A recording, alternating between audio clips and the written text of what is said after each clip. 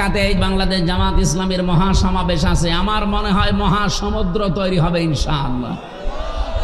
আমিরে জামাত ডক্টর শফিকুর রহমান হাফিজাহুল্লাহর ডাকে বাংলাদেশে এর চাইতে বড় সমাবেশ কেউ দেখাতে অন্তত পারবে না।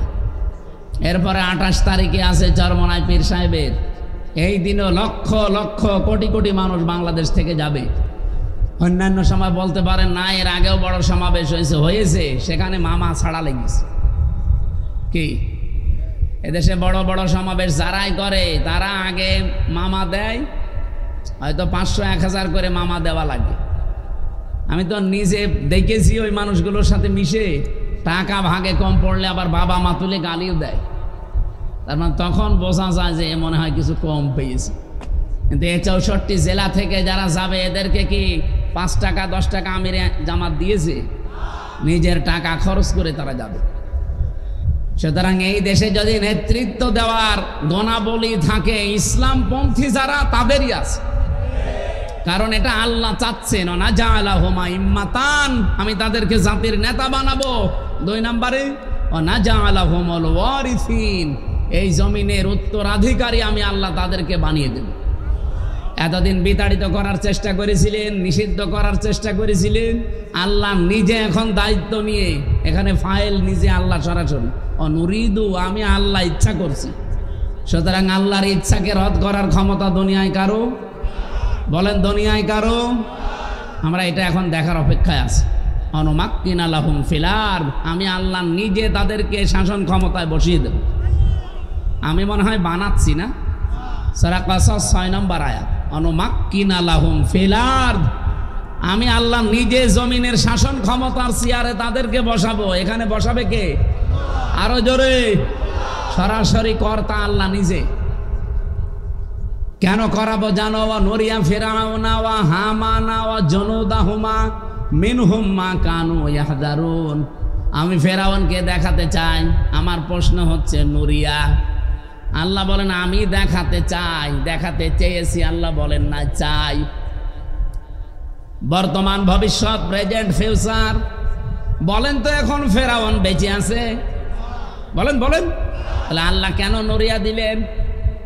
যে আমি দেখাতে চাই ফেরাউনকে। ফেরাউনই তো নেই, তার মানে ফেরাউনের আত্মীয় স্বজন এখনো দুনিয়ায় আছে।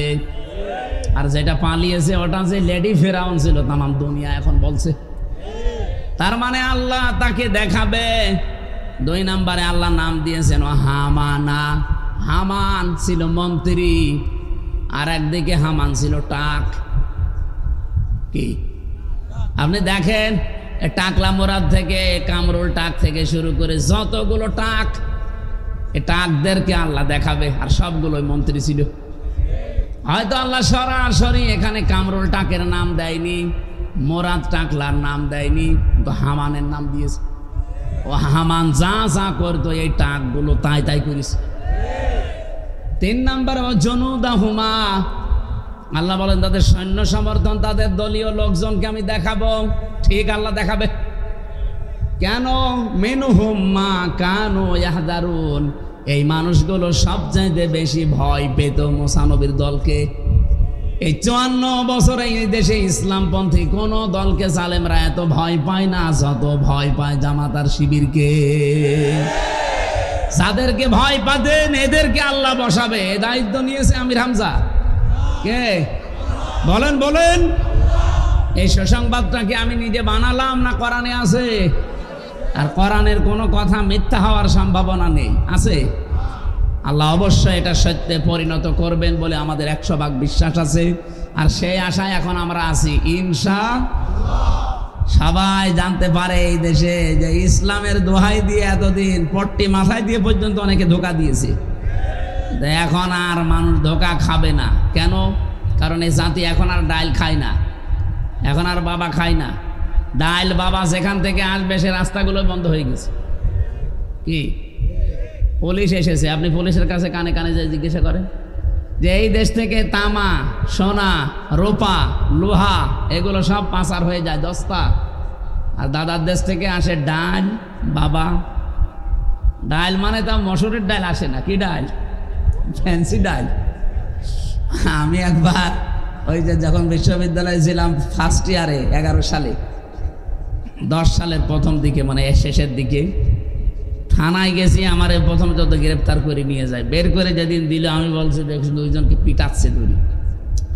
আমি সেকেন্ড ওসিকে জিজ্ঞাসা করেছে যে এখানে মারেন কেন? হুজুরের ডাইল খায়। আরে ভাই কোন দেশে আসলাম যে ডাইলও খাওয়া যাবে না? এ ডাইল সে ডাইল না, এ ফ্যান্সি ডিল।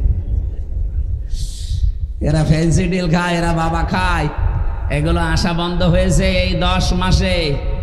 জাতি পোড়াটা চেঞ্জ হয়ে গেছে। এখন আরে জাতি মাতাল নেই যে আপনি পট্টি মাথায় দিয়ে হাতে তসবিহ নিয়ে উল্টা পাল্টা বুঝিয়ে দেবেন আর মানুষ বুঝে ফেলবে। এই কথা বোঝেন? জাতি এখন ভেবে চিনতে সিদ্ধান্ত নেবে, ইনশাআল্লাহ কোন ষড়যন্ত্রে আমরা পা দেব না। সম্মানিত ভাইরা, আমরা কোরআনে কারিমের যে আয়াত দিয়ে আরম্ভ করেছিলাম আলিফ লাম দিয়ে, জালিকাল কিতাবু লা রাইবা ফি, কোরআনের ক্ষমতা আছে হেদায়েত দেওয়ার, কিন্তু হেদায়েত পাওয়ার জন্য আমারও কিছু কোয়ালিটি লাগবে। সে কোয়ালিটি প্রথম কি? আমার মন থাকা লাগবে।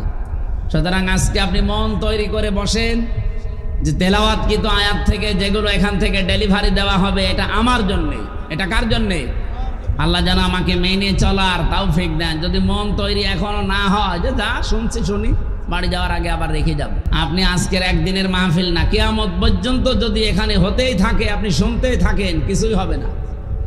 কারণ আমাদের চাইতে গিরিশচন্দ্র সেন কোরআন শরীফ পড়েছে বেশি, শুনেছে বেশি, লিখেছে বেশি, বুঝেছেও বেশি। বুঝেছে বেশি বললাম কেন? ও কোরআনের শুধু বঙ্গ অনুবাদ করে না, ও তাফসির পর্যন্ত লিখেছে।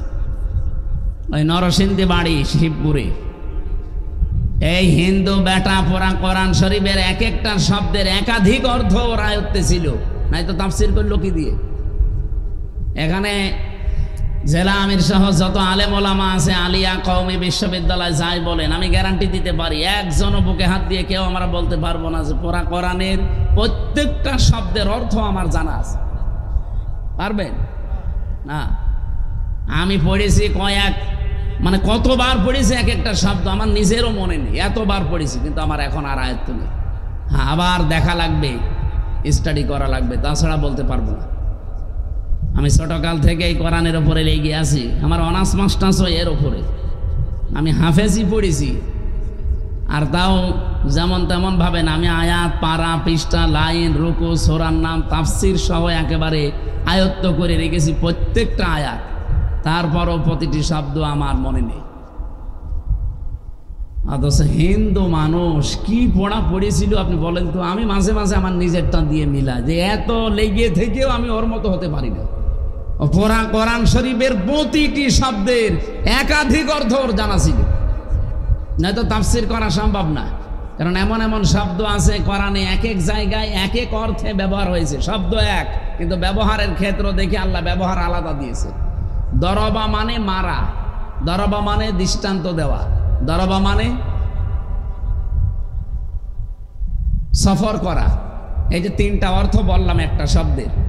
এখন যেই জায়গায় অ্যাপ্রোপ্রিয়েট হবে, যেখানে সেট করলে অর্থটা সঠিকভাবে বেরিয়ে আসবে, ওই জায়গায় ওই অর্থটা ওখানে লেখা লাগবে।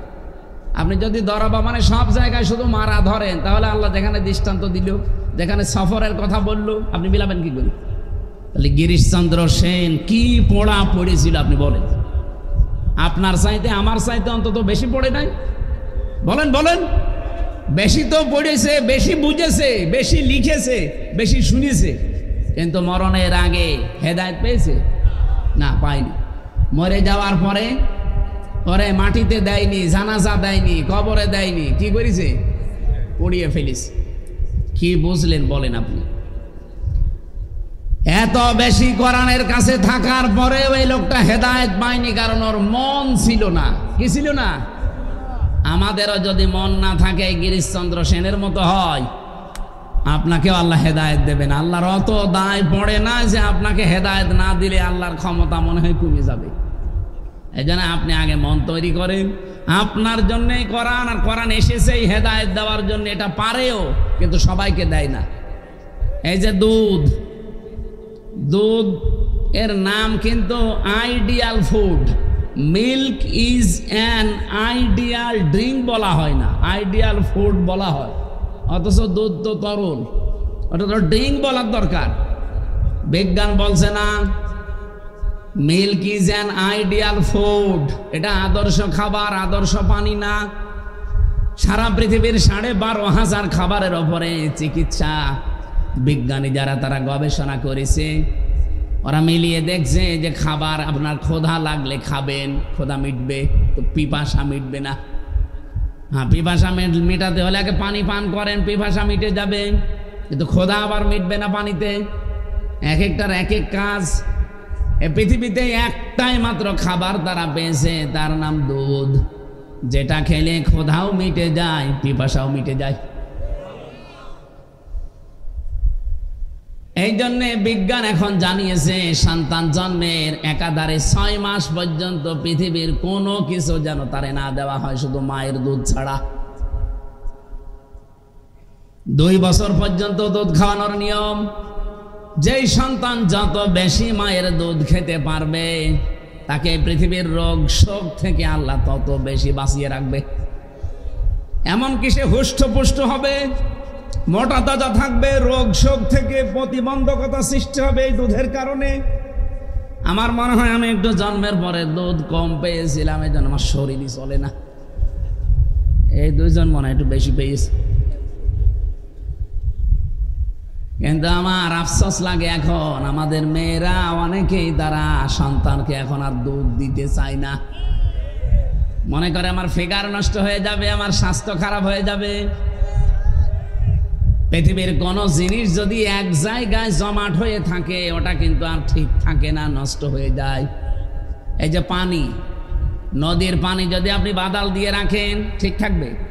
পচন ধরবে, ওখানে পোকামাকড় তৈরি হবে, দুর্গন্ধ বের হবে, নষ্ট হয়ে যাবে। আর ছেড়ে দেন, স্বচ্ছ নির্মল পানি আসতেই থাকবে। লোহা লক্কড় আছে, এক জায়গায় রেখে দেন, মরিচা ধরবে, জং ধরবে, নষ্ট হয়ে যাবে। ওটা যত বেশি কাছে লাগাবেন তত ওর ধার ঠিক থাকবে। এক কথা বলছে না কেন? পৃথিবীর প্রতিটি জিনিসে টাকা পয়সাও এক জায়গায় রাখা ওভাবে ঠিক না, ওর হক যত আদায় করবেন তত ভালো থাকবে। পৃথিবীতে ক্ষমতাও এক জায়গায় ঠিক না, এইটাও গরম হয়ে যায়। এই 15 বছর যদি একাধারে তাদের কাছে না থাকতো, এত গরম হইতো না। কথা বলেন না কেন? পৃথিবীর কোনো জিনিস যেহেতু এক জায়গায় রাখলে ঠিক থাকে না, রাখলেই নষ্ট হয়ে যায়। ঠিক মায়ের স্তনে আল্লাহ যে দুধ দিয়েছেন, এটা যদি জমাট করে রাখেন, এখানে ক্যান্সার হওয়ার সম্ভাবনা। আপনি ফিগার ঠিক রাখার জন্য বলছেন না আমি দুধ খাওয়াবো না, শেষে ক্যান্সার হলে কেটে বাদ দেওয়া লাগবে, তখন টের পাবেন। আমি আর নিচে নামলাম না। সম্মানিতা মা বোনেরা, আপনার স্তনে আল্লাহ যে দুধ দিয়েছেন, এটা শুধু খাবার না, এর ভেতর আল্লাহ মহব্বত দিয়েছেন। এই জন্য যে সন্তান মায়ের দুধ বেশি করে খায়, তাদের মায়ের সাথে মহব্বত, ভালোবাসা বৃদ্ধি পায়। দাস আপনারা দিতে চান না, স্বামীকে বলে যে ডানো আনো, কি আনতে বলে? ডানো, ডানো আনো। মনে হচ্ছে পাগল পেয়েছে আমাদের। ডানো না এনে দিলাম, কিন্তু ডানো বানায় কি দিয়ে? পশুর খাবার দিয়ে, পশুর দুধ দিয়ে বানানো হয় এই ডানো। ওর ভেতরে যে 19টা জিনিস পাওয়া যায়, ডানোর ওখানে লেখা আছে, দেখবেন একটা একটা করে পশুর দুধের কিছু নিয়ম নীতি ওর ভেতরে পাওয়া যায়। এই জন্য ডানো খেয়ে যারা মানুষ হয়, দেখবেন বড় হয়, এই মানুষগুলো আর মানুষের চরিত্রে থাকে না, পশুর মতো হয়ে যায়। এরাই বড় হলে তখন মা বাবার আর সম্মান, ভালোবাসা, শ্রদ্ধা দেয় না, তখন বৃদ্ধাশ্রমে রেখে আসে। এক কথা বলছেন? দুধের কত বড়, কত ফজিলত আছে দুধের। প্রতিদিন একটা সন্তান মায়ের স্তন থেকে কমপক্ষে 8 বার 10 বার করে দুধ পান করতেই থাকে। একবারে যদি দুধ পান করে, কমপক্ষে 1 পোয়া করে পান করলে এক দিনে 2 কেজি পান করে। আমি আমারটা হিসাব করে দেখেছি। আমি যদি একা, আমি হিসাব করলাম আমার মায়ের স্তন থেকে কমপক্ষে আমি 2 বছরে 36 মণ দুধ খেয়েছি। আমি আমারটা মেলানোর পরে আমার দুই বাড়ি পরে এক চাচা, ওনার ছেলে 5টা, মেয়ে 12টা, বউ 1টা। কয়টা হয়েছে? 17টা। আমি ক্যালকুলেটর নিয়ে ওনারটা একটু হিসাব করলাম, দেখি ওনারটা কয় কেজি হয়। মোবাইল আছে, বের করেন তো। 36 মণ যদি এক একটা সন্তান 2 বছরে খায়, 17 36 কত হয়? তাড়াতাড়ি করেন না, আরো বেশি হওয়ার কথা। চিন্তা করেন, ওই মহিলার ওজন খুব বেশি হলো 50-60 কেজি হবে। 612 মণ দুধ আল্লাহ তার শরীর থেকে বের করেছে।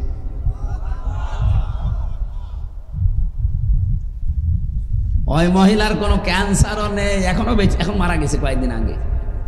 12টা মেয়ে 12 গ্রামে বিয়ে দিয়েছে।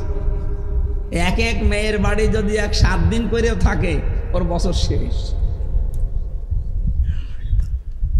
সম্মানিত মা বোনেরা, এখন 1টা 2টা 3টা সন্তানের পরে আপনার শরীর আর চলে না, অথচ ওই মহিলার 17টার সন্তান, রোগ বালাই নেই।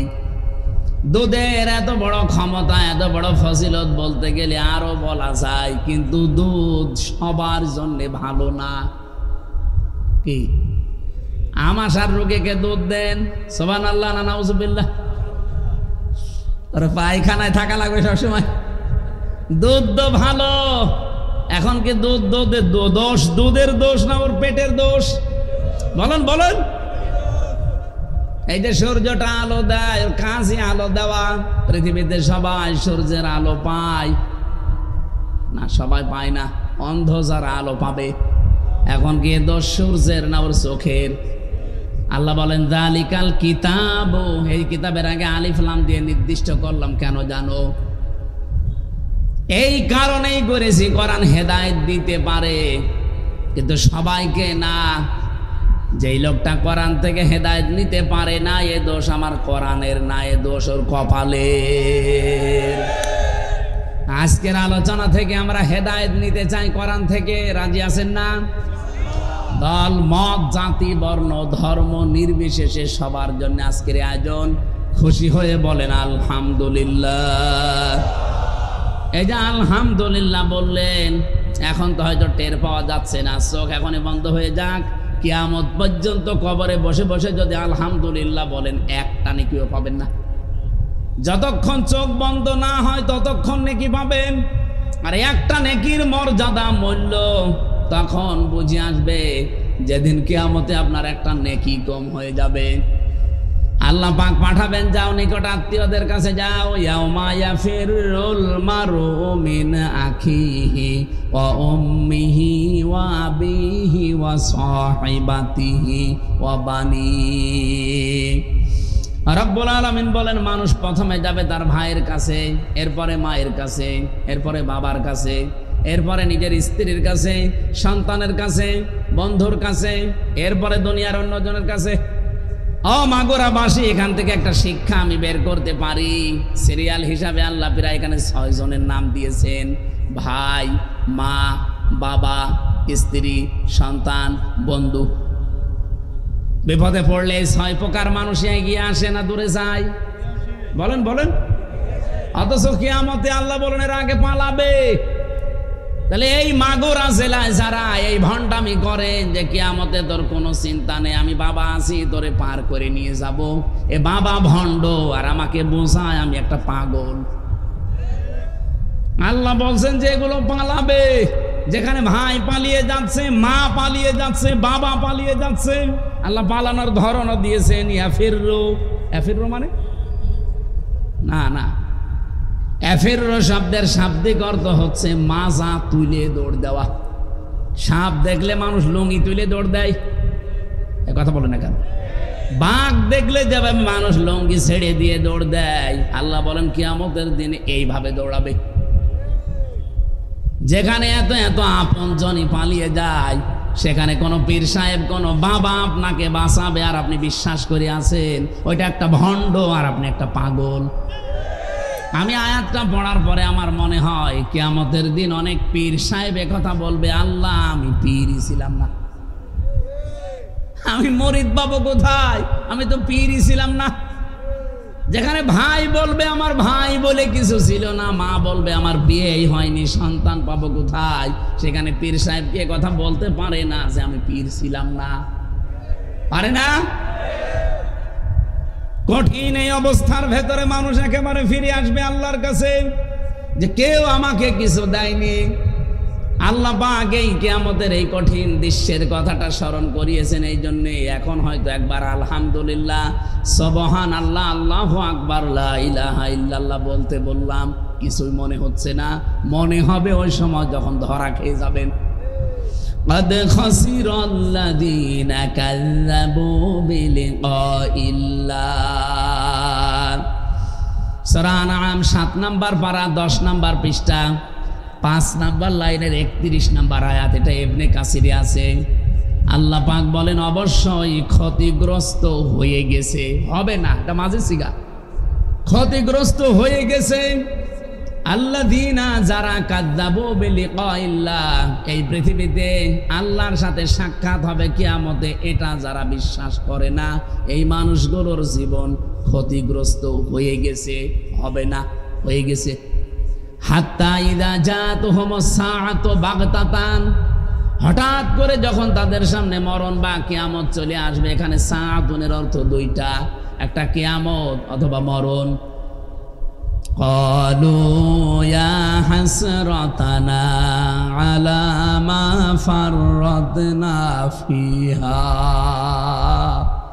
তখন এই মানুষগুলো পেছনের জীবনের দিকে তাকিয়ে বলবে আল্লাহ কি পাঠালাম আমি, আমার পেছনের জন্য আমি যা পাঠিয়েছিলাম এইটার জন্য তখন সে আফসোস করবে।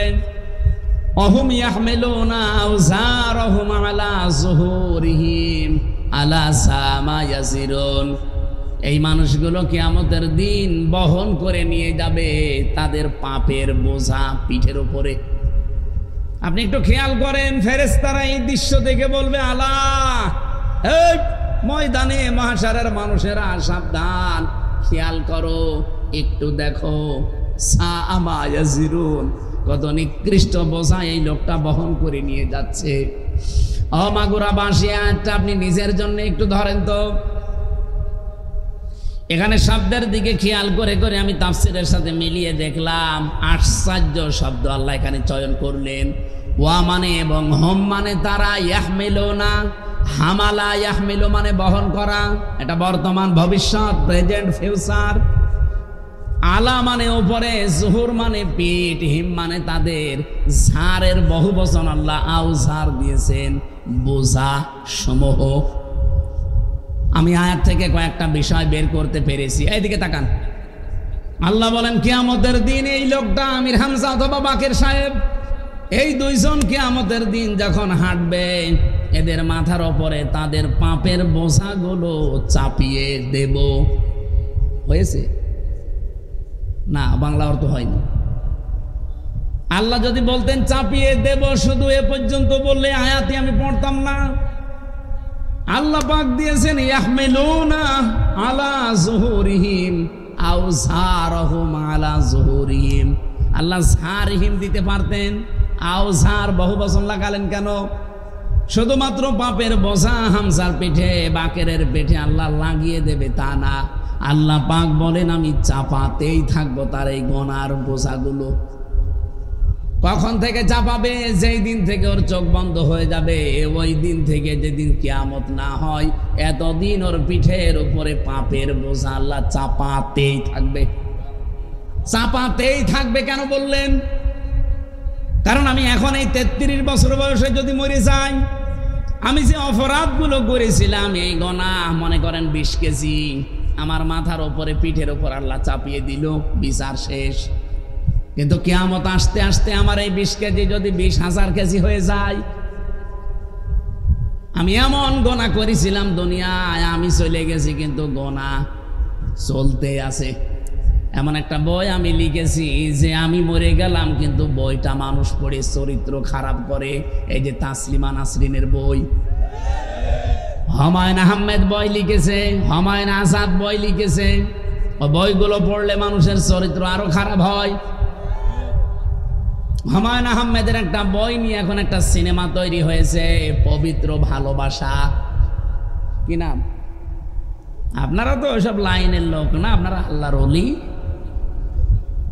পবিত্র ভালোবাসা সিনেমা যারা দেখেন, আমি তো উপন্যাস পড়েছিলাম, এখানে বাংলাদেশের একজন নিকৃষ্ট নায়িকা, আমি নাম বলতেও ঘৃণা করি ওদের, রাজশাহী বাড়ি, নাম বললাম না। এই দেশে নেকেট সিনেমা, থিয়েটার, নভেল, নাটক যারা করে তার ভেতরে এখন অন্যতম এই মহিলা। সে একজন মুসলিম মেয়ের পাঠ নিয়েছে, হিসাব পরে, পর্দা করে, বোরকা পরে কলেজে যায়। হিন্দু একজন ছেলের সাথে তার সম্পর্ক, নাম দিয়েছে। পরিবার তখন শেষ পর্যন্ত মেনে নিতে চায় না। এই উপন্যাসের শেষে লেখা আছে এইটা, যে এই দেখাতে চাই বিশ্বের মানুষকে যে হিসাব পরা, বোরকা পরা মুসলমান মেয়েরা কত নিচে নামতে পারে। এই বইটার ভেতরে, সিনেমার ভেতরে তুলে ধরেছে। এটা বিভিন্ন ভাষায় রূপান্তর হয়েছে। বিভিন্ন দেশে যখন এই সিনেমাটা যায়, ওই সমস্ত ভাষায় তাদেরকে দেখানো হয়। অন্যান্য জাতির লোকেরা যখন দেখে তখন বলে ইসলামে এইরকম, উপরে ফিটফাট, ভেতরে সদরঘাট। কি কথা বোঝে? এখানে যে মুসলমান মেয়ের পাঠ নিয়ে সিনেমায় অভিনয় করেছে, হিন্দু একজন ছেলের পাঠ নিয়ে যেই ছেলেটা অভিনয় করছে, দুইজনের সাথে বিবাহ শাদী যতই ভালোবাসা হোক, জায়েজ আছে? বলেন বলেন। তখন এই মুসলিম মেয়েটার মা বাবা তারা মেনে নেয় না, বলে না আমরা গার্জিয়ান হিসাবে বিয়ে মানি না। ওরা তখন ইসলাম ধর্মকে ছোট হিসাবে উপস্থাপন করে যে এ ধর্ম উদার না। হিন্দুরা তো মেনে নিচ্ছে, আপনি মেনে নিতে চান না কেন? আমি মেনে নিতে চাই না আমার কোরআনের কারণে। ওয়ালা তানকিহুল মুশরিকিনা হাত্তা ইউমিনু, যতক্ষণ একজন মুশরিক মুসলমান না হবে, ঈমান না আনবে, কোনো মুমিনা নারীর জন্য তাকে বিয়ে করা যায় না। অথচ আমার এই দেশে যারা দায়িত্বে ছিল পূর্বে, বহু মানুষের ছেলে, বহু মানুষের বোনের ছেলে মেয়ে, তারা এমন এমন মানুষের সাথে বিয়ে করেছে যাদের বিয়েই যায় না। বলেন, একজন মুসলমান যতক্ষণ পর্যন্ত কোন হিন্দু নারী যদি মুসলমান না হয়, তার সাথে মুসলিমা না হয়, মুমিনা না হয়, তার সাথে বিয়ে করা জায়েজ নেই। এই আয়াতটি আমি বানালাম সূরা বাকারা 2 নম্বর পারা 14-16 নম্বর পৃষ্ঠা, না 14 নম্বর পৃষ্ঠা, 3 নম্বর লাইনে আছে, 4 নম্বর লাইনে আছে, 221 নম্বর আয়াত। বাড়িতে আপনি মিলান তো। এরা যে বড় বড় গলাবাজি করে যে আমরা আমাদের ছেলেকে, আমার মেয়েকে আমরা বিয়ে দিয়েছি আহলে কিতাবের সাথে। কিসের আহলে কিতাব? এই পৃথিবীতে মুসলমান বাদ দিয়ে যত জাতি আছে, এক কথায় সব কাফের। কে কথা বলেন না কেন? মুসলমান বাদ দিয়ে যত জাতির লোক দুনিয়ায় আছে, 4500 জাতির লোক দুনিয়ায় আছে, সব কাফের। এমনকি মুসলমানদের ভেতরে আমি দায়িত্ব নিয়ে বলতে পারি, এটা রেকর্ড হচ্ছে আমার সামনে, শুধু মাগুরার এই কয়েক হাজার মানুষ না, এখন তামাম পৃথিবীতে যারা আছেন সবার উদ্দেশ্যে বলছি, আমি দায়িত্ব নিয়েই বলছি। এই পৃথিবীতে বিশেষ করে বাংলাদেশে ইসলামপন্থী মানুষরা বাদ দিয়ে মানুষের তৈরি করা আইন কানুন যারা প্রতিষ্ঠার জন্য আন্দোলন করেন, আপনি যে কোনো ভাবে মুশরিক। আপনি কোন ফতোয়া নিয়ে আনবেন, কোন আলেম থেকে নিয়ে আসেন দেখি। যারা ধর্ম নিরপেক্ষতা মতবাদে বিশ্বাস করেন, ওইগুলো কায়েম করতে চান, আবার নামাজও পড়েন, আপনি কাফের, কাফের এবং কাফের। এটা আপনার মন রক্ষা করা আমার কোনো দরকার নেই। আমার যেটা ফতোয়া এসেছে আমি ওইটা বলে দিলাম। আপনি কি রাগ করলে? বলেন তো, আমার 33 বছরে, ওনার 60 বছরে বা 50 বছরে আমরা 50 মন গোনা করেছিলাম। কিয়ামতের দিনে 50 মন ওনার মাথার উপরে আল্লাহ যদি চাপিয়ে দেয়, আমার 33 মন যদি গোনা চাপিয়ে দেয়, তো বিচার শেষ। কিন্তু কিয়ামত আসতে আসতে আমার বোঝা যদি 33,000 মন হয়ে যায়, এরকম হবে না? এই পবিত্র ভালোবাসা নামে যে উপন্যাস আপনি লিখে চলে গেলেন, আপনি তো মরে গেছেন, কিন্তু সিনেমা হয়েছে। এই সিনেমা বিভিন্ন দেশে চলছে। কত মানুষ ইসলাম সম্পর্কে খারাপ ধারণা করছে, মুসলিম মেয়েদেরকে নিয়ে উল্টাপাল্টা মন্তব্য করছে আপনার এই লিখিত বইয়ের কারণে। আপনি মরে গেছেন কিন্তু বই তো মরেনি।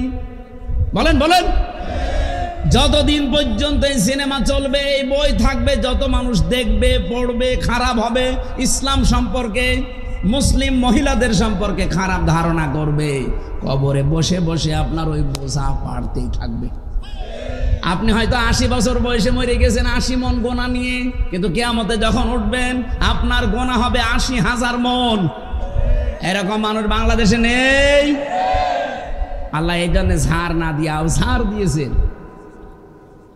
আমরা এমন কোন কাজ যেন করে না যায় যে আমি চলে যাওয়ার পরও আমার গোনা জারি আছে। আমরা শুধু শুধু সাদগায়ে জারিয়া, আরে ভাই সাদগায়ে জারিয়া যদি থাকে তে গোনায়ে জারিয়াও আছে। আমি এমন একটা দল গঠন করলাম, আমি মরে গেছি কিন্তু আমার দলের লোক তো মরেনি, ও 180 মাইল বেগে চাঁদাবাজি করছে। এরকম দল তো দেশে নেই। আমি তো করি না, আমি তো দল তৈরি করে মরে গেলাম, কিন্তু যারা আছে আমার দলের ওরা যত অন্যায় করবে সবগুলো ফিলাক্সি লোড হয়ে আমার কবরে যেতে থাকবে। বিশ্বজিৎকে যে ছেলেটা হত্যা করেছিল যারা, একজন আমার সাথে ছিল, ওই খুলনায় বাড়ি, কপিলমণি, শাওন, ও ভেতরে আমার সাথে এই 3 বছর ছিল। মাঝে মাঝে আফসোস করে বলতো জীবনে সব চাইতে বড় ভুল এটা।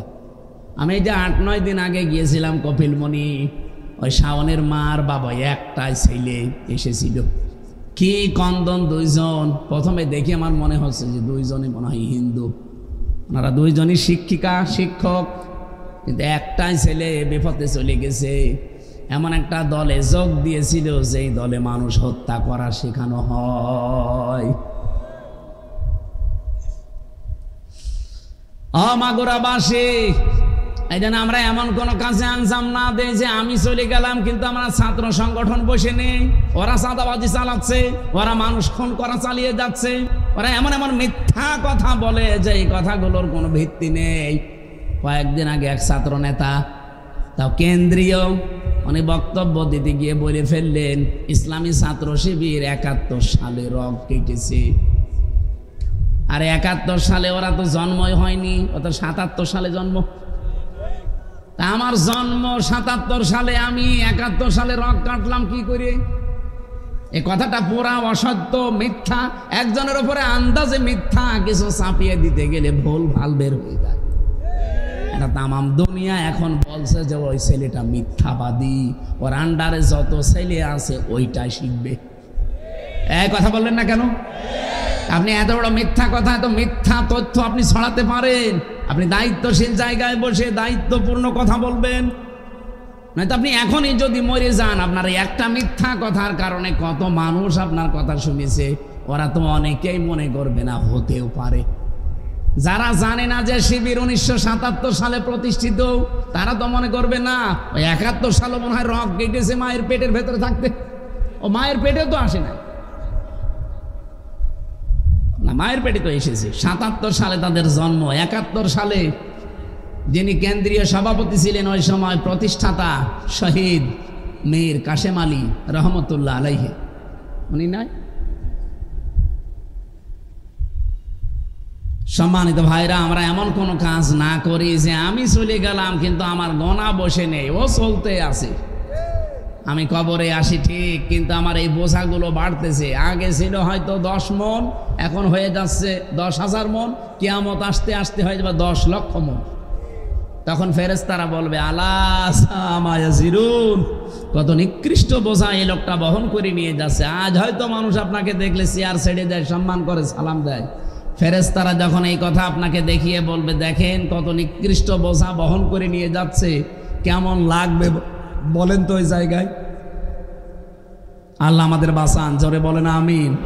এই জন্য নেকির মূল্য আমরা এখন টের পাচ্ছি না, চোখ বন্ধ হলে আমরা টের পাবো।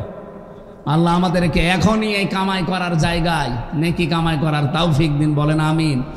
সূরা তাওবা থেকে মাত্র একটা আয়াতের অংশ বিশেষ পড়েছি, খুব গুরুত্বপূর্ণ বিষয়। আমরা আসেন তাফসির আকারে কিছু কথা শুনি, নাকি বাড়ি চলে যাবেন? তাফসির মাহফিল লেখা না এখানে? হ্যাঁ, তাফসিরুল কোরআন মাহফিল লিখে দিয়েছে। সূরা তাওবা 129টা আয়াত আছে। আমরা 111 নম্বর আয়াতের মাত্র 4 ভাগের 1 ভাগ পড়েছি। রব্বুল আলামিন বলেন অমান আওফা বিআহদিহি মিনাল্লাহি ফাস্তাবশিরু বিবাইইকুমুল্লাযী বায়াতুম বি ওয়া যালিকা হুয়াল ফাওজুল আযীম। আওফা দিয়েছেন আল্লাহ। কে আছে এমন পূর্ণকারী, অধিক পূর্ণকারী? ইসমে তাফসীল অমান আওফা বিআহদিহি মিনাল্লাহ, আল্লাহর তুলনায় অঙ্গীকার পূরণকারী হিসাবে আর কে আছে দুনিয়ায়? অমান আসদাকু মিনাল্লাহি হাদিসা, অমান আসদাকু মিনাল্লাহি কিলা, আল্লাহর চাইতে সত্য কথা বলা, আল্লাহর চাইতে সত্য ভাষণ দেওয়া মানুষ দুনিয়াতে আছে? আল্লাহ পাক বলেন আমি নিজে বলছি আমার চাইতে ওয়াদা পূরণকারীও কেউ নেই। সুতরাং এই যে আগে আয়াতের ভেতরে যে ওয়াদা করলে জান আর মাল আম্মাকে দেবে, আমি তোমাদের জান্নাত দিয়ে দেব, ফাস্তাবশিরু বিবাইইকুমুল্লাযী বায়াতুম বি। এই পৃথিবীতে যেই লোকটা এভাবে আল্লাহর সাথে চুক্তিবদ্ধ হয়েছে, বেচা কিনা করেছে, ক্রয় বিক্রয় করেছে, সওদা করেছে আল্লাহর সাথে, সে জানো ফাস্তাবশিরু, বাশির না দিয়ে কতগুলো অক্ষর আল্লাহ বেশি করলেন। আরবি গ্রামারের নিয়ম অনুযায়ী কোনো শব্দে যদি অক্ষর বেশি হয় তার গুরুত্ব বেড়ে যায়। আল্লাহ বাশির না দিয়ে ফাস্তাবশিরু, অনেকগুলো অক্ষর বেশি আছে। আল্লাহ বলেন তারা যেন সুসংবাদ গ্রহণ করে, খুশি হয়। কি করতে খুশি হবে? বিবাইইকুমুল্লাযী বায়াতুম বি, ওরা যে সওদা করেছে, বেচা কিনা করেছে, এই কারণে তারা যেন খুশি হয়। ওয়াযালিকা হুয়াল ফাওজুল আযীম, এইটাই হচ্ছে সবচাইতে মহান সফলতা। এটা বাংলা অর্থ ছিল। এবার আসেন আমরা একটু ব্যাখ্যা করি। এই বাংলাদেশেরটা আমরা আছি যেহেতু এই দেশে, এই দেশেরটাই বলছি। এই দেশে আমরা যারা আল্লাহর জন্য জান আর মাল শক্তি দিয়ে দিয়েছি, এই মানুষগুলো আমরা এমন ব্যবসায় লেগেছি যেই ব্যবসায় তিজারাত লান তাবুর, কোনোদিন আমাদের ব্যবসায় লস নেই। আমাদের ব্যবসায় লস নেই। আমরা যদি মরেও যাই লাভ, বেঁচে থাকলেও লাভ। মরে গেলে জান্নাতি, বেঁচে থাকলে যতদিন আছি যেহেতু জানমাল আমার আর নেই, আমি আল্লাহকে দিয়েছি। এই আল্লাহর দেওয়া যেটা এখন আছে এটা আমার কাছে আমানত। এই আমানতটা আমি সঠিক কাজে ব্যবহার করার মাধ্যমে আমার জান্নাতের নিয়ামত আরো বাড়াতে পারবো। জোরে বলুন সুবহানাল্লাহ। এই জন্য কিছু গুণ অর্জন করা লাগবে বলে আল্লাহ এখানে 7টা গুণের কথা দিয়েছেন। আর আমি গ্যারান্টি নিয়ে বলতে পারি, রাগ করলেও শোনেন, এটা রেকর্ড হচ্ছে, আপনি না শুনলেও আমার কোনো অসুবিধা নেই। তামাম দুনিয়া শুনছে, তামাম পৃথিবীর মানুষকে বলছি, যদি আল্লাহর সাথে এই বেচা কিনা করে, এই সওদা করে লাভবান হয়ে যদি সুসংবাদ পেতে চান, আনন্দ করতে চান, বাংলাদেশে যাদের ছেলে আছে ইসলামী ছাত্র শিবিরে দিয়ে দেবেন, মেয়ে আছে ইসলামী ছাত্রী সংস্থায় দিয়ে দেবেন। এখানে যে 7টা গুণের কথা পাবেন, এগুলো সব তাদের ভেতরে আমি নিজে পেয়েছি। এই জন্য আপনাকে আমি আহ্বান জানাচ্ছি। 1 নম্বরে আত্মাইবুন, তারা তাওবাকারী। ওরা সব বিরাদের, সব বিদারিতে রাতের বেলা গভীর রজনীতে রাত 1:30 2টার সময় যে কান্না কাটি আমি নিজে দেখেছি, বাংলাদেশে কোনো ছাত্র সংগঠন এইটা আমি পাইনি। এই জন্য আপনারা গ্যারান্টি দেই, আপনার ছেলেটাকে আপনি দেন, মেয়েটাকে দেন, ওরা এই নিয়মটা শিখাবে, তাকে তাওবাকারী বানাবে। আর অন্যান্য দলেও তওবা আছে, কিন্তু তওবা আছে কি ও সাতা নিজেই বোঝে না। তওবা কি? খালি আস্তাগফিরুল্লাহ পড়লে তওবা হয় না। তওবা করতে হলে 2টা শর্ত মানা লাগে, আর একটা সময় মেনটেন করা লাগে। আর এটা ইসলামী ছাত্র শিবির মানে। এবার আপনি সূরা জুমারের 54 নম্বর আয়াতে যান, পাবেন এই তথ্যটা। রব্বুল আলামিন বলেন, কেউ যদি তাওবা করতে চায়, জীবনের অপরাধগুলো ক্ষমা করে নিতে চায়, কি করা লাগবে জানো? ওয়া আনিবু ইলা রাব্বিকুম ওয়া আসলিমু লাহু মিন ক্বাবলি আইয়াতিয়াকুমুল আযাবু সুম্মা লা তুনসারুন। 1 নম্বরে আপনাকে ফিরে আসা লাগবে আল্লাহর দিকে। 2 নম্বরে আল্লাহর বিধান এখন যেখানে যেটা পাবেন আত্মসমর্পণ করে দেবেন। মাথা নত করে দেবেন, স্যালেন্ডার করে ফেলবেন। এই দুইটা শর্ত শুনতে যত সহজ মনে হচ্ছে, এই দুইটা শর্ত মানা অত সহজ না। আমি আল্লাহর দিকে ফিরে যদি আসি, আমার তাকে আর সুখ থাকবে না। কি আমি আল্লাহর দিকে ফিরে এসেছি, আমার কাছে ঘোষ থাকবে, আমার বউ ব্যাপারটাই চলতে পারবে, আমি সিনেমা দেখতে পারবো? বলুন। তাহলে শব্দটা শুনতে কি ছিল? আনিবু ইলা রাব্বিকুম, যে আল্লাহর দিকে ফিরে আসে। শুনতে তো সহজে হয়ে গেল, বলেও ফেললাম সহজে, কিন্তু বাস্তব জীবনে এটা মেনে নেওয়া কত কঠিন আপনি বলেন। এতটুকু আল্লাহ শেষ করেননি, ওয়াসলিমু, এটা আরো কঠিন। আল্লাহর বিধান যেখানে যেটা পাবে ও সঙ্গে সঙ্গে মাথা নত করে দেবে। এটা যে কত বড় কঠিন কাজ, যারা এর সমস্যায় সম্মুখীন হয়নি সে বুঝবে না। আল্লাহর বিধান যখন যেটা সামনে আসবে না, আমার নিজের আর কিছু নেই, কারণ আমি কলিন্না সলাতি ওয়া নুসুকি ওয়া মাহইয়ায়া ওয়া মামাতি লিল্লাহি রাব্বিল আলামিন পড়ে ফেলেছি। এখন আমার আর নিজের মন মতো কিছু করার কায়দা নেই। এই যে আমার নিজেরটা ধরেন, হ্যাঁ অনেকে মনে করতে পারেন আপনি, মানুষ ট্রাই করার জন্য প্রথমে মেম্বারে দাঁড়ায়, এরপরে চেয়ারম্যানে দাঁড়ায়, এরপরে ভাইস চেয়ারম্যানে দাঁড়ায়, এরপরে উপজেলা চেয়ারম্যানে দাঁড়ায়, এরপরে মেয়রে দাঁড়ায়, এরপরে এমপি দাঁড়ায়। আপনি তো কিছুই কোনো দিন দাঁড়ালেন না, একবারে আপনার এই এমপিতে দাঁড় করিয়ে দিয়েছে। এটা দাঁড় করিয়ে আমার জন্য ভালো হয়নি, আমার দুনিয়ার হিসাবে আমার আরো লস হয়েছে। কারণ বাংলাদেশের জামাত ইসলামের আমির যিনি, উনি অলরেডি ঘোষণা দিয়েছে, এই দেশ এই দল থেকে কেউ যদি এমপি হতে পারে 5 বছরে তার একটা টাকাও বাড়বে না। অন্য দল কোন কোন দল আছে বাংলাদেশে, সেই দলের লোকে ঘোষণা দিতে পারে যে আমার দল থেকে কেউ এমপি যদি হয় 5 বছরে তার একটা টাকাও বাড়বে না, আরো কমবে? বলেন, কোন দল যদি ঘোষণা দিতে পারে আমি ছেড়ে দেবো এখনই? আমার তো মনে হয় অন্য কোন দল তো দিতেই পারবে না। যদি দেয় ওই দল থেকে কেউ এমপি দাঁড়াবে না। বলবো ছাতা করে আমি করবো কি? আর আমার লস হয়েছে এই কারণে বলছি, 5 বছরে যদি আল্লাহ আমারে পাস করায়, একটা টাকাও তো বাড়বে না, আরো যা আছে কমবে। এই 5 বছর আমি বাইরে থাকলে আমার কত বাড়তো বলেন তো দুনিয়া হিসাবে?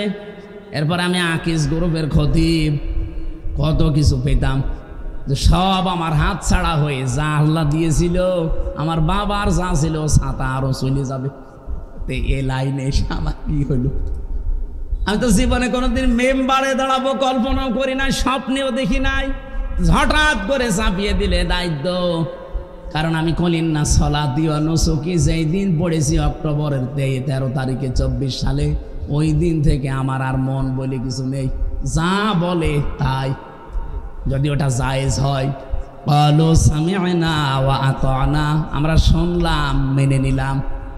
এটা যদি নেতার ক্ষেত্রে হয়, বলেন তো আল্লাহর ক্ষেত্রে আরো কত কঠিন। এই জন্য যারা তাওবাকারী হবে ওই মানুষগুলোর দ্বিতীয় শর্ত এইটা, ওরা যখন আসবে ওরা আল্লাহর কথা শুনলে আত্মসমর্পণ করে দেবে। কখন করবে? মিন ক্বাবলি আইয়াতিয়াকুমুল আযাবু সুম্মা লা তুনসারুন, ওই আযাব আসার পূর্বে যখন তাকে আর সাহায্য করা হবে না। মাগুরাবাসী আমাদের সাহায্য করা হবে না একটা সময়, ওই সময়ের নাম মরণের সময়। কিয়ামত মনে পাচ্ছেন আপনি? মরণের সময়, মরণের সময় আপনাকে আর সাহায্য করা হবে না।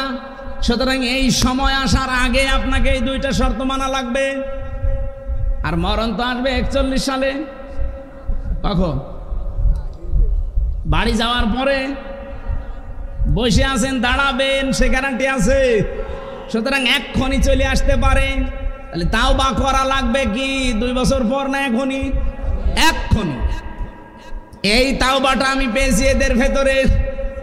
সুতরাং আমরা যদি সফল হতে চাই, মহা সফলতা অর্জন করতে চাই দুনিয়ার আখিরাত মিলে, 1 নম্বরে আমাদের গুণ তৈরি করা লাগবে, আমরা যেন তাওবাকারী হই।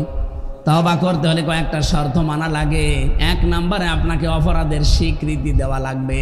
2 নম্বরে অনুশোচনা করা লাগবে, অনুতপ্ত হওয়া লাগবে। 3 নম্বরে জীবনে আর এই কাজ আমি কোনো দিন করবো না, এরকম দৃঢ় সিদ্ধান্ত নেওয়া লাগবে। আল্লাহ বলেন 2 নম্বরে আত-তাইবুনা আল-আবিদুনা, তারা ইবাদতকারী হবে। ইবাদত বলতে শুধু নামাজ রোজা না, এই পৃথিবীতে যত রকমের কাজ আমি করি সবই আমার ইবাদত। আমি যে টয়লেটে যাই এইটাও ইবাদত। এই এদিকে তাকান, আমি বাম পা দিয়ে প্রবেশ করে বললাম আল্লাহুম্মা ইন্নী আউযু বিকা মিনাল খুবুসি ওয়াল খাবাইস। 4-5 মিনিট 8-10 মিনিট আমি টয়লেটে কাটালাম। ওখান থেকে বের হলাম, ডান পা দিয়ে বললাম গফরানাকা আলহামদুলিল্লাহিল্লাযী আযহাবা আন্নিল আযা ওয়া ফানি। এই 8-10 মিনিটে আমি যা করেছি পুরাটাই ইবাদত।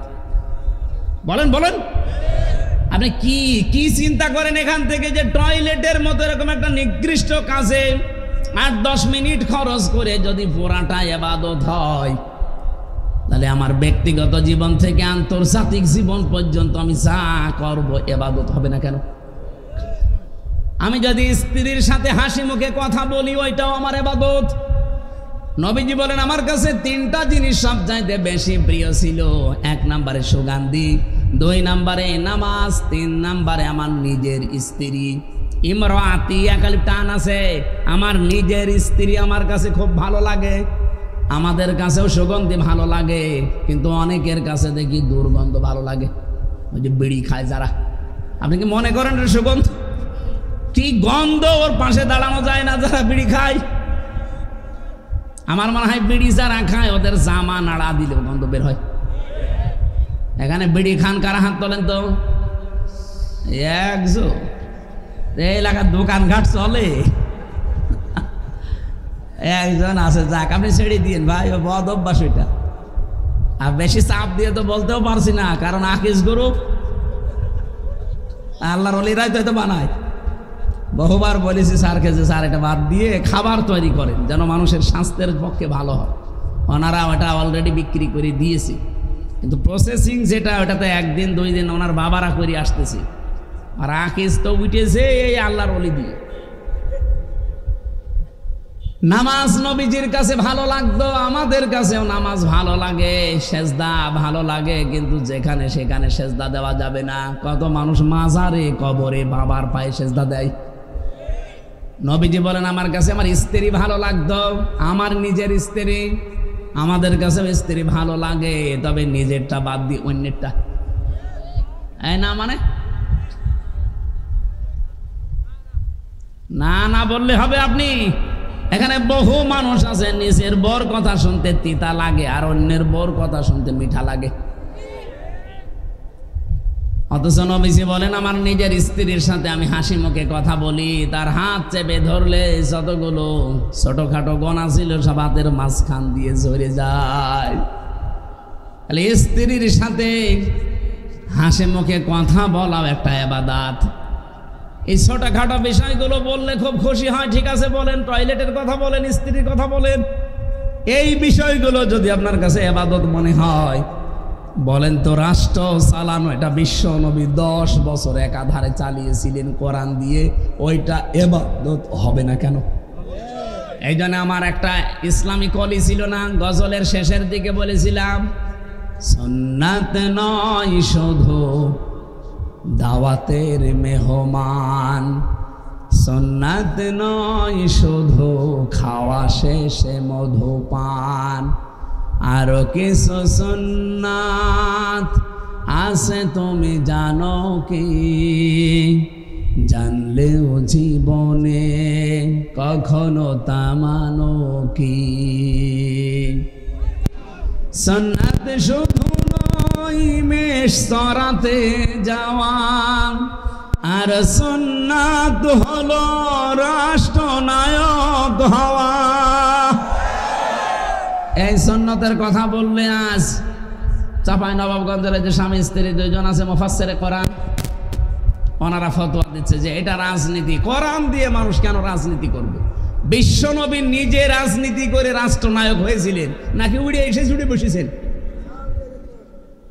সুতরাং ওনার কাজ যা ছিল ওইগুলো যদি আপনি সুন্নাত মনে করেন, খাবারের পরে মিষ্টি খাওয়া, মেসাক করা, 10 বছর রাষ্ট্র চালিয়েছে কোরআন দিয়ে, এইটাও সুন্নত মনে করা লাগবে।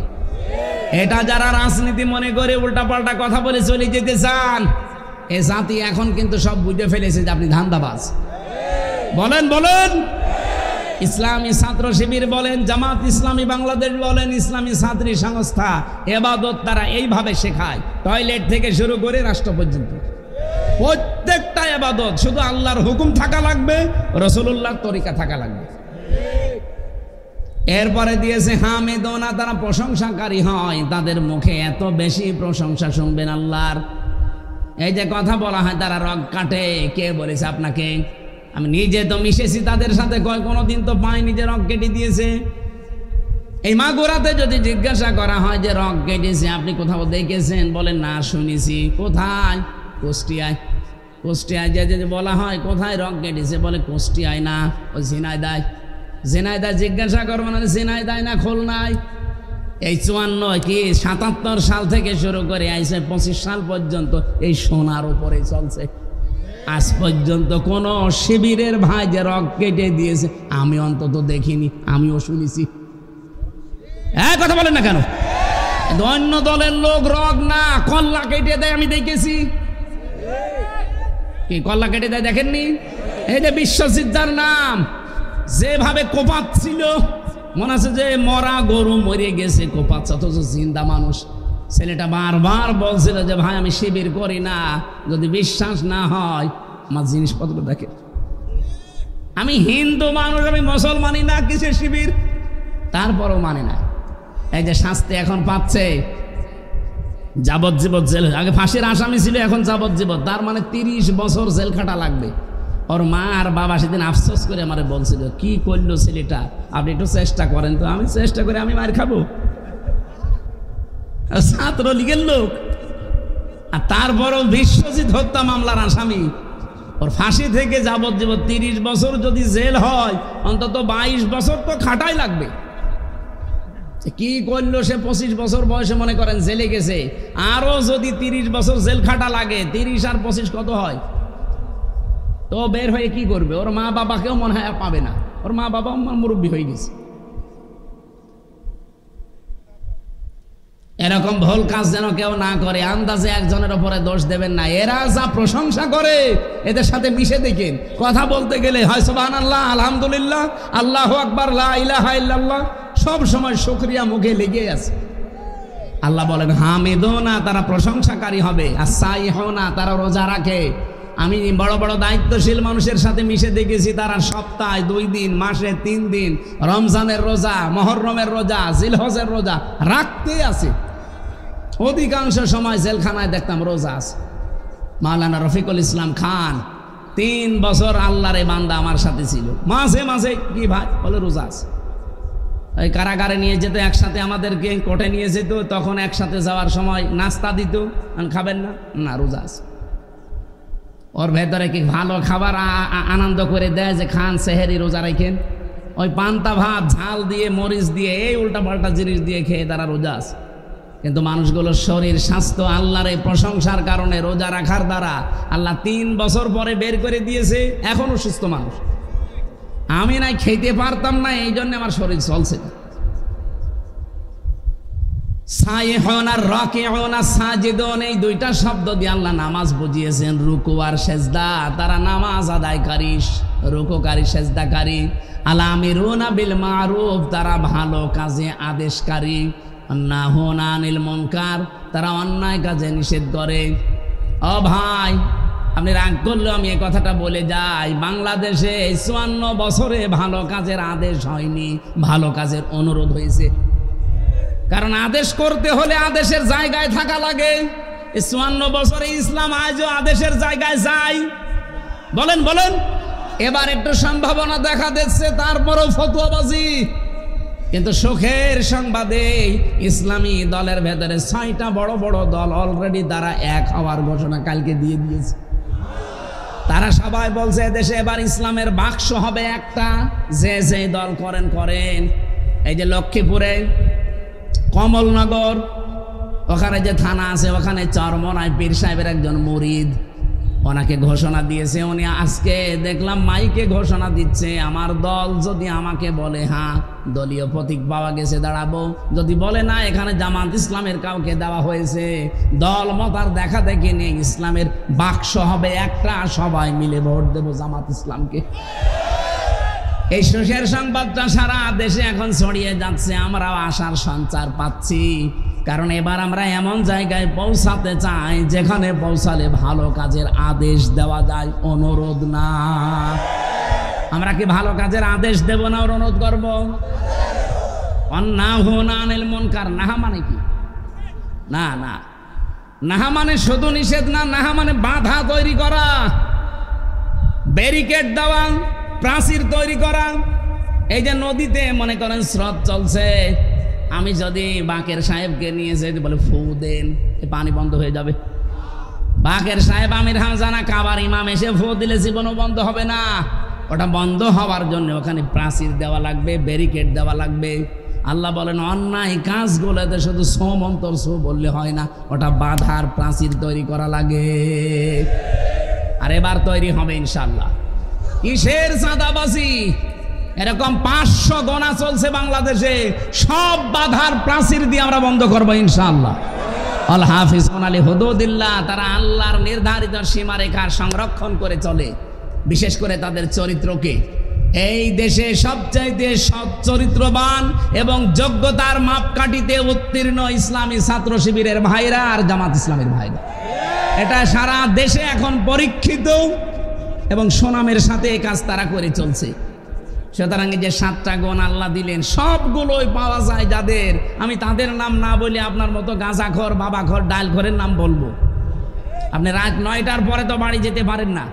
আমি নিজে বিশ্ববিদ্যালয়ে দেখেছি, জাহাঙ্গীরনগরে যখন ছিলাম, ওরা লাল পানি খেয়ে ঘুমায়, সকালবেলা আবার মদ দিয়ে কুলি করে, আমি নিজে দেখেছি।